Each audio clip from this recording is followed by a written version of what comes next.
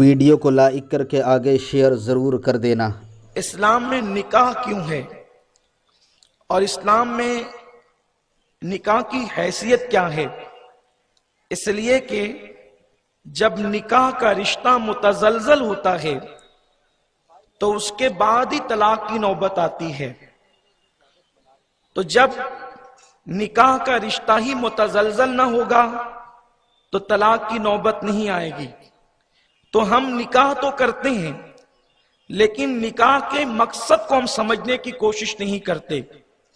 جہالت کی بنیاد پر، نفسانی خواہشات کی بنیاد پر اور اپنی طبیعت کے مطابق لاقانونیت کی زندگی گزارنے کی بنیاد پر انسان طلاق جیسی بلا اور آفت میں گرفتار ہوتا ہے۔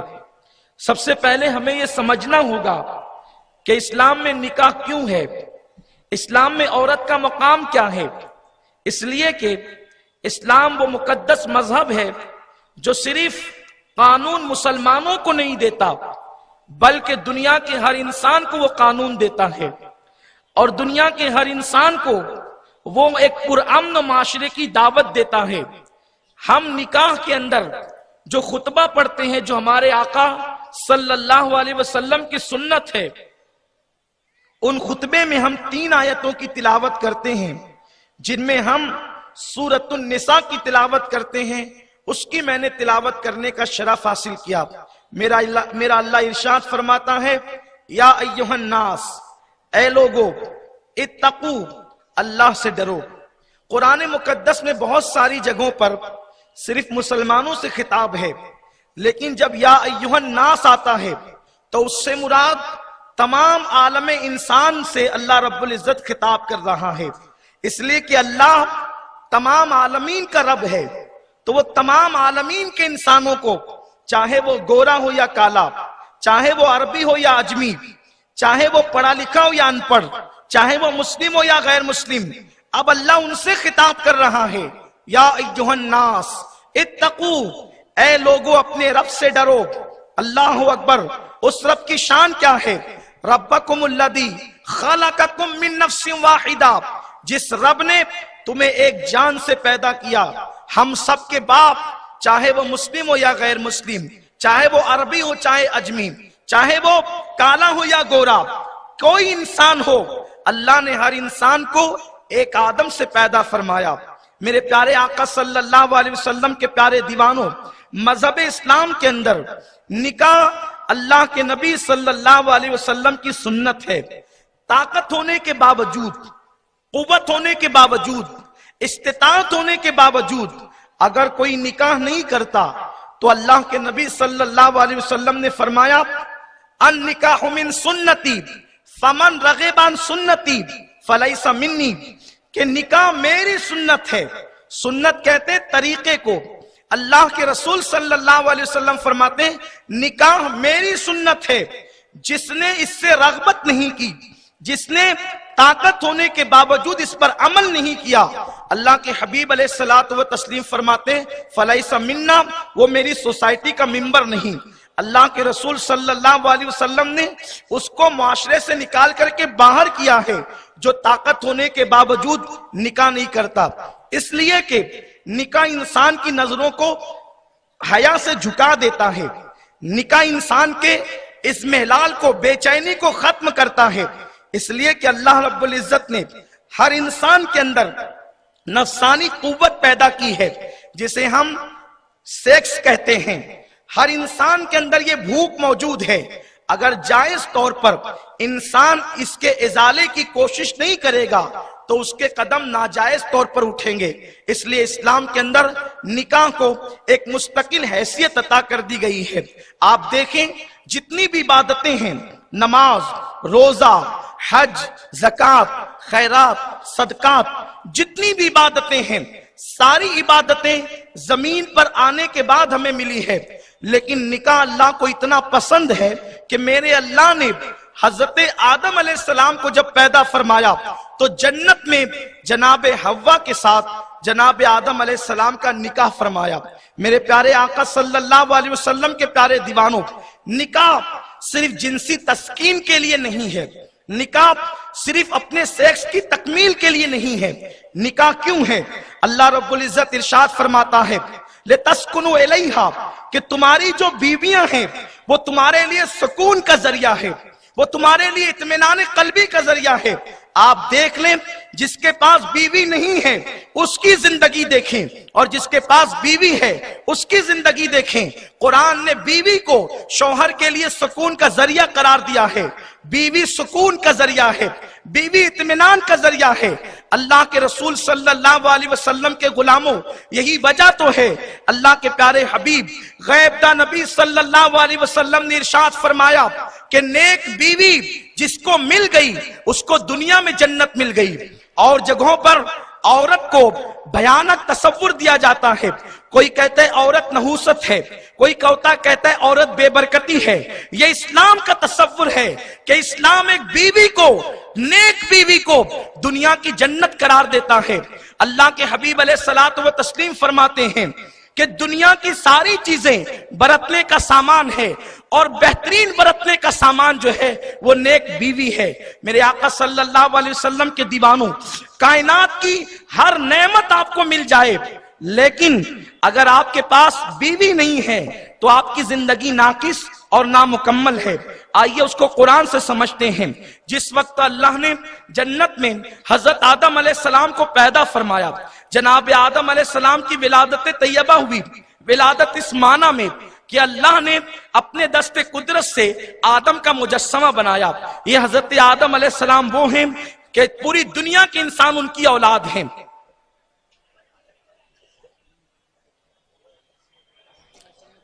اچھا ٹھیک، لوگ تھوڑا سا آگے ہو جائیں، آنے والوں کو جگہ دیں. ہاں آپ چیخ پکار نہیں کریں، فوراً بیٹھ جائیں، وقت کی بہت قلت ہے. ایک بار بلند آواز سے سب لوگ درود شریف پڑھ لیں.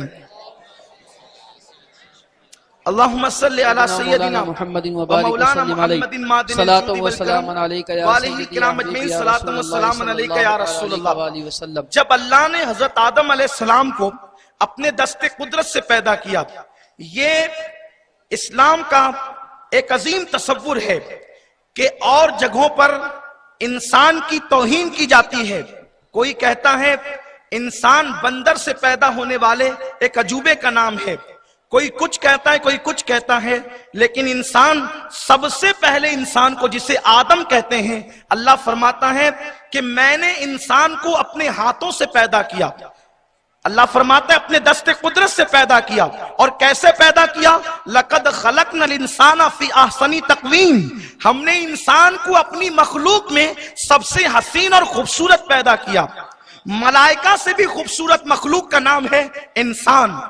یہ تبسم ریز کلیاں، یہ بلکھاتی ہوئی ندیاں، یہ طغیانی پر اور شباب پر اپنی زندگی کے لمحات کو جو ہے وہ گزارنے والے سمندر، یہ سیب کی موتیاں، یہ شفق کا جمال، یہ افق کی سرخی، یہ سورج کی کرنیں، یہ چاند کی چاندنی، جتنی مخلوق اللہ کی ہے سب سے خوبصورت ترین اگر کوئی مخلوق ہے تو اسے انسان کہتے ہیں. حضرت آدم علیہ السلام کو اللہ نے جنت میں پیدا کیا. حضرت آدم علیہ السلام جنت میں تھے. جنت میں کیا کمی تھی؟ جنت کہتے ہی اسے ہیں جہاں کوئی کمی نہ ہو. وہاں جنت کی حوریں ہیں، وہاں باغات ہیں، وہاں نہریں ہیں، وہاں ہر نعمت موجود ہے. لیکن حضرت آدم رب کی بارگاہ میں عرض کرتے ہیں میرے اللہ، میرے رب، یہاں پر سب کچھ ہے لیکن یہاں کوئی میرا ہمدم نہیں ہے، کوئی میرا ہمراز نہیں ہے، کوئی میرا اپنا نہیں ہے، کوئی میرے جیسا نہیں ہے. تو اللہ تبارک و تعالیٰ نے حضرت آدم علیہ السلام کی بائیں پسلی سے، جو اوپر والی پسلی ہے، اس سے حضرت حوا کو پیدا کیا. اسی لیے جو ماہرین ہیں وہ کہتے ہیں کہ انسان کے دائیں طرف پسلیاں زیادہ ہیں اور بائیں طرف ایک پسلی کم ہے. اس لیے کم ہے کہ اس ایک پسلی سے اللہ نے حضرت آدم کی بیوی حوا کو پیدا کیا. اب یہاں ذرا غور فرمائیں آپ، اسی میں آپ کو عورت کا مقام اور مرتبہ بھی ملے گا، اور اسی میں آپ کو طلاق کا علاج بھی ملے گا کہ طلاق پر ہم کس طریقے سے باندھ سکتے ہیں۔ جب تک شوہر کی نظر میں بیوی کا مقام نہیں ہوگا، اس وقت تک کہ کوئی بیوی اور شوہر سکون و اطمینان کی زندگی نہیں گزار سکتے۔ ہمیں سماج میں ایک مقام متعین کرنا ہوگا کہ کس کا مقام کیا ہے، کس کا مرتبہ کیا ہے۔ بیوی پیر کی جوتی کا نام نہیں ہے۔ لوگ یہ سمجھتے ہیں کہ میں مرد ہوں، میں کما کر کے لاتا ہوں، میں طاقتور ہوں، میں قوت والا ہوں، اس لیے شوہر کا مطلب یہ ہے کہ ہمیشہ موچوں پر تاؤ ہوگا۔ شوہر کا مطلب یہ ہے بیوی کو مارا جائے گا۔ شوہر کا مطلب یہ ہوگا ہر وقت گالیوں سے نوازا جائے گا۔ اسلامی شوہر کیا ہے، قرآن نے شوہر کا تصور کیا دیا ہے اور بیوی کا مقام کیا دیا ہے، اسے سمجھنے کی کوشش کریں۔ لوگ کہتے ہیں بیوی تو پیر کی جوتی کا نام ہے، جب چاہے اتار کر پھینک دیں۔ بیوی پیر کی جوتی کا نام ہے تو تیری ماں بھی تیرے پیر کی جوتی ہے، اس لیے کہ ماں بھی تو عورت ہی ہوا کرتی ہے، بہن بھی تو عورت ہی ہوا کرتی ہے۔ اگر عورت پیر کی جوتی کا نام ہوتا تو اللہ کے رسول یہ نہ کہتے الجنت تحت اقدام الامہات، جنت تمہاری ماؤں کے قدموں کے نیچے ہے۔ نادان، جس بیوی کو، جس عورت کو تو پیر کی جوتی کہہ رہا ہے، وہی عورت کے قدموں کے نیچے جنت ہے۔ اسلام میں عورت کا تصور کیا ہے، اسلام میں عورت کا مقام کیا ہے؟ بیٹی پیدا ہوئی ہے، میرے رسول فرماتے ہیں جس کے یہاں بیٹی پیدا ہو اور وہ خوشی کرے، اللہ اس باپ کو جنتی قرار دیتا ہے۔ اور اس کے بعد نیک بیوی جو ہے وہ شوہر کے لیے جنت ہے۔ اللہ اکبر۔ اسلام کا تصور کیا عورتوں کے بارے میں؟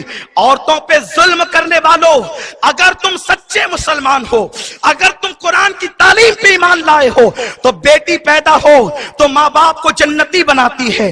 دلہن بن کے شوہر کے یہاں جائے تو شوہر کو جنتی بناتی ہے، اور جب وہ ماں بن جاتی ہے اللہ جنت سمیٹ کر اس کے قدموں میں رکھ دیتا ہے۔ الجنت تحت اقدام الامہات۔ یہ بات میں کہنا چاہتا ہوں، اس وقت ہمارے ملک ہندوستان میں بیٹی بچاؤ کا نعرہ دیا جا رہا ہے اور ہم اس کی تائید کرتے ہیں۔ یہ نعرہ بالکل لگنا چاہیے، لیکن یہ بھی ہم کہنا چاہتے ہیں لوگ آج بیٹی بچاؤ کا نعرہ لگا رہے ہیں، مکے سے 1450 سال پہلے ہمارے نبی نے بیٹی بچاؤ کا نعرہ دیا۔ سبحان اللہ، نعرہ تکبیر، نعرہ رسالت، مذہب اسلام، سنی دعوت اسلامی۔ جب لوگ بیٹیوں کو زندہ دفن کرتے تھے اس وقت میرے نبی اپنی بیٹی کے لیے اٹھ کر کے کھڑے ہوتے تھے اور فرماتے تھے فدا کے امی و ابی یا فاطمہ، اے فاطمہ تجھ پر میرے ماں باپ قربان ہو جائیں۔ یہ اسلام میں بیٹی کا تصور ہے۔ بہرحال عرض یہ کر رہا تھا کہ جناب آدم نے عرض کی اللہ جنت میں سب ہے لیکن میرے جیسا کوئی نہیں، تو اللہ نے آدم کی بائیں پسلی سے جناب حوا کو پیدا کیا۔ اتنی خوبصورت عورت اپنے سامنے دیکھی۔ یہاں ایک بات اور عرض کروں، دنیا کی جو عورتیں ہیں وہ جنت کی حوروں سے زیادہ خوبصورت کر دی جائے گی جب وہ جنت میں ہوگی۔ جب وہ جنت میں ہوگی تو حوروں سے حسین ہوگی وہ، اس لیے کہ لقد خلقنا الانسان فی احسن تقویم۔ حوروں سے زیادہ حسن ایک جنتی عورت کا ہوگا، بشرط یہ ہے کہ وہ جنت میں جائے۔ حضرت آدم نے ایک عورت کو اپنے سامنے دیکھا۔ میں اپنے نوجوانوں سے خصوصی توجہ چاہتا ہوں، ایک عورت کو اپنے سامنے دیکھا، جنت کا ماحول، آدم جیسا متقی پرہیزگار مرد اور حوا جیسی پارسا اور محفوظ عورت، وہ عورت جس کو دنیا کا ہر انسان ماں کہتا ہے اور وہ مرد جسے دنیا کا ہر انسان باپ کہتا ہے۔ حضرت آدم نے خوبصورت عورت کو دیکھا۔ انسان کی فطرت ہے کہ وہ حسن کا دیوانہ ہے، وہ حسن کی طرف بڑھتا ہے۔ حضرت آدم علیہ السلام جب حوا کی طرف بڑھنے لگے تو اللہ نے فرمایا آدم رکو، اف یا آدم، آدم ٹھہرو، رکو۔ حضرت آدم نے عرض کی اللہ کیوں رکیں؟ ارشاد ہوا تو حوا سے ابھی بات نہیں کر سکتا۔ اللہ کیوں نہیں کر سکتا؟ کیونکہ یہ حوا تو بنی میرے لیے ہے۔ ارشاد ہوا آدم بنی تیرے لیے ہے لیکن ابھی اس کے ساتھ تیرا نکاح نہیں ہوا، نکاح سے پہلے تو حوا سے بات نہیں کر سکتا۔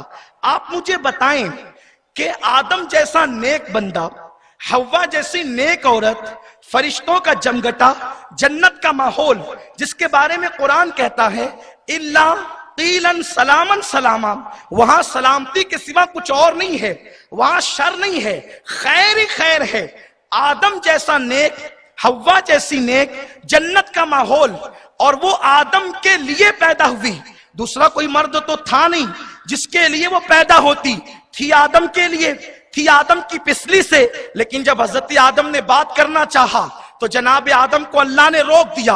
अब आप मुझे बताएं कि जब आदम जैसा मर्द नेक हो, हव्वा जैसी परहेजगार औरत हो, जन्नत का माहौल हो, अगर शादी से पहले वो दोनों बात करना चाहें तो अल्लाह उन्हें बात करने नहीं देता। जब अल्लाह आदम और हव्वा को शादी से पहले एक दूसरे से कांटेक्ट की, बातचीत की इजाजत नहीं देता, तो आज तुम्हें किसने इजाजत दी है कि तुम अपनी मंगीतर को बाइक पर लेकर फिरो, तुम अपनी मंगीतर के साथ बाजू से बाजू लगा करके तस्वीरें निकलवाओ, तुम अपनी मंगीतर के साथ रात के 2-2, 3-3 बजे फोन पर गुफ्तगू करो। आपको ये ख्याल लगता है कि ये तालीमात दकियानुसी है? ये दकियानुसी तालीमात नहीं है, इसलिए कि ये इस्लाम का कानून है, और इस्लाम का कानून हर दौर के लिए है, हर असर के लिए है, हर जमाने के लिए है। जब जब इस पे अमल होगा, इसकी हिकमतें, इसके के कानून अल्लाह ने बनाया है, और अल्लाह बेहतर जानता है कि इस दौर के तकाजे क्या हैं। तो जनाब आदम को अल्लाह ने रोका।